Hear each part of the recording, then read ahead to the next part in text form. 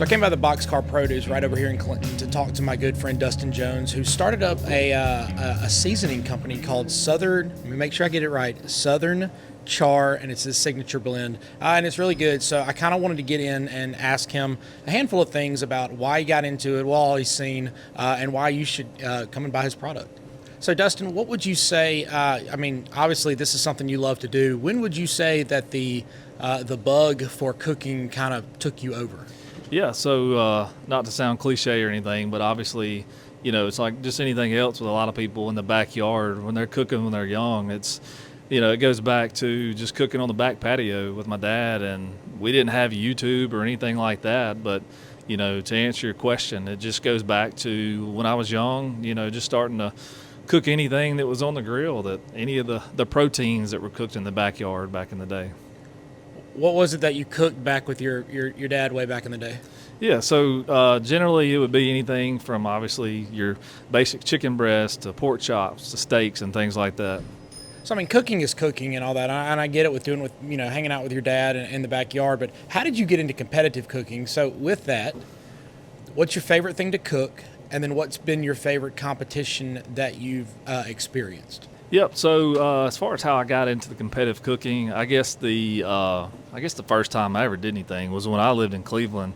I had some friends that actually had some competitive barbecue teams. I wouldn't say I was a big help in that, but it did get my feet wet and kind of learning the gist of the process as far as, cooking and turn-ins and timelines and things like that. Whenever we did anything from some of the barbecue festivals up in Cleveland to, around the area to Rouville and whatnot. But that was kind of how the barbecue side of it started. But then, like I said, favorite thing to cook, and then your favorite competitions. Where have you seen over the years? Yep. So as far as me personally with the Southern Char cooking team, that kind of started in 2019, honestly during COVID, because everything indoors was closed down and they never shut down the competition side of it. So we were all outside, and that kind of, there was nothing else, really to do. So we started doing a lot of the steak competitions. One of the first ones that I did was at the reservoir. It was called Smoking on the Res. And that was one of the first ones that kind of, got me into it. But to answer your question, I cook all different types of meats, but that's just what I kind of got into randomly, was the steak side of it. Right, and the steak side is taking you all over multiple states. Yep. And that kind of and I have to kind of come back on that with the seasoning side of it too, because it's not just steaks that we cook. It's pork chops, fish, chicken, vegetables, wild game, things like that. But one of my favorite ones, it would be hard not to say Fort Worth, even though I qualified for it, by winning the golden ticket to get there. That was definitely one of the favorite ones because we got to take the kids and, see downtown, the experience side of it. It was a big one because there were people there from all over the world too. So that was cool. So, you were talking about, like we said, grilling in with your dad and all, and then getting into these competitions. Is grilling just grilling, or do you actually really have to have all the fancy stuff to get out there? Because we see things all across social media, and sometimes you think, well, I can do that, but then sometimes you think, man, that's overwhelming and intimidating. I can't do that. How would you say to anybody who was like, well, I don't have all the fancy stuff, can you just get out there with fire and meat and go? Absolutely you can. That kind of goes back to keeping it simple sometimes. I think, obviously, with anything in the world these days, you can get caught up in too much technology and trendy things and like that. But at the end of the day, it's just a fire and meat. You cook on what you're comfortable with. If it's just a Weber kettle in your backyard, or if it is a nice, offset or pellet smoker, whatever, choice of fire you like, what you're comfortable with, don't get caught up in, what everybody's doing on social media or this, that, and the other. At the end of the day, all you need is fire, maybe a little bit of salt and pepper, Southern Char, if you got some of that. So don't overthink it. Control what you can, use what you got. Don't think too much into it. All right, so that average Joe, that fella that wants to say, okay, I can do this, I'm going to get out there. you're making a list for him. You're giving him the Amazon list. You're sending him to his local Ace Hardware, somewhere like that, and you're making that list for him to go and get the things that he needs to be a decent grill fella. What's on that list? Yeah, so that goes back to kind of having a basic grill. Don't go out there and go think you have to spend hundreds of dollars, because some people can even turn a fire pit into a grill these days. And salt, pepper, garlic, onion, paprika is kind of essential, basic seasoning foundation of any line of seasonings these days. A lot of your top chefs these days just rely on just salt and pepper, especially on good cuts of meat. So keep that simple. Maybe get a couple different seasonings. Go get whatever cut of meat you like, some charcoal, a cheap Weber grill. You don't have to go out there and spend too much money. Whatever charcoal you like on that.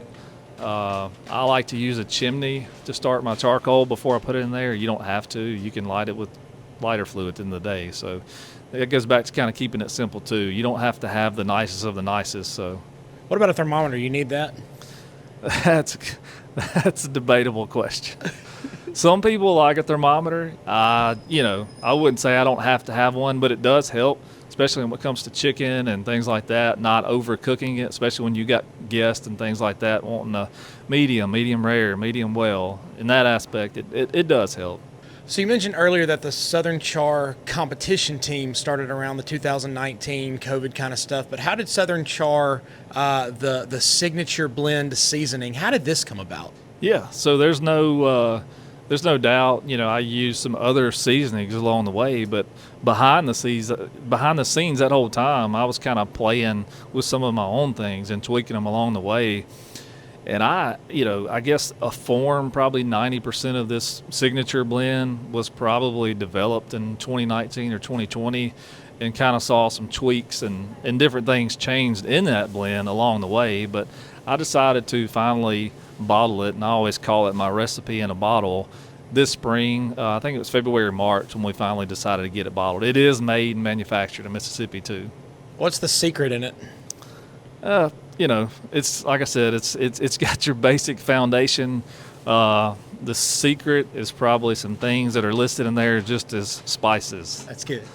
So you've done the competition stuff. You've really kind of made a name for you there, winning a handful of competitions. You're steeped into the grilling community here in Mississippi. You've got the seasoning company going on. So now you're on the marketing kick. How has the marketing tour and everything, how has that kind of come to be?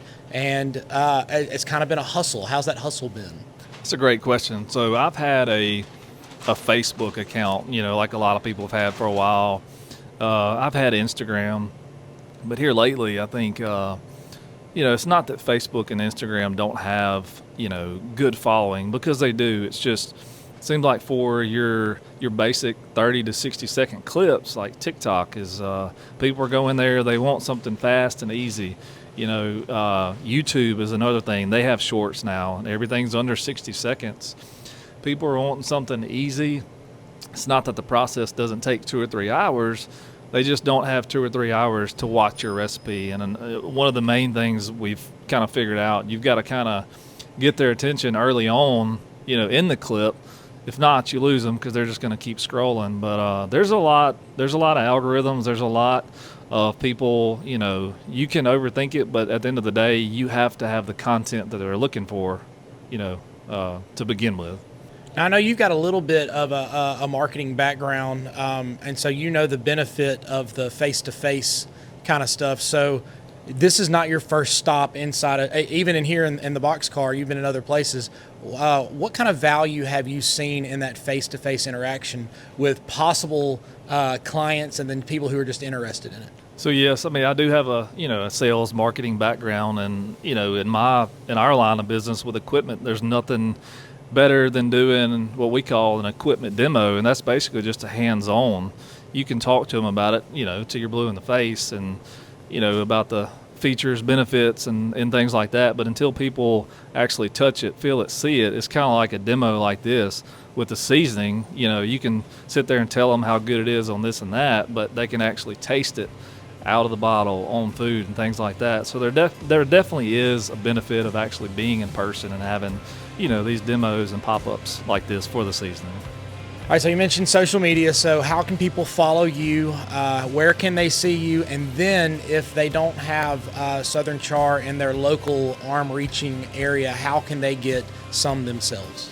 Yep. So we have Southern Char on Facebook, Instagram, TikTok, a little bit of YouTube. Just getting started on that, honestly. I do have a website. It depends on the region you're in, but if someone's around the area where we have it, we push it to that retailer. If they're not, yes, we do have a website, southernCharSeasonings.com. We can ship it USPS, UPS, FedEx, whatever's the most beneficial type of shipping to you at that point. Yeah.